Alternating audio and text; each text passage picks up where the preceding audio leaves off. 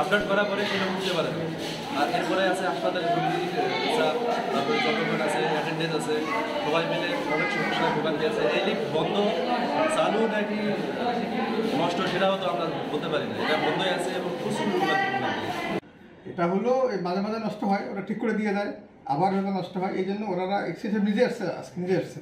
উনি সব আমি এতক্ষণ ঘুরলাম, ঘুরে সরজমিন দেখলাম, দেখার পরে উনি বলেছে স্যার আমি কালকে ঢাকাতে লোক নিয়ে এসেছি, নিয়ে আমি কালকের মধ্যে ঠিক করতে পারবো।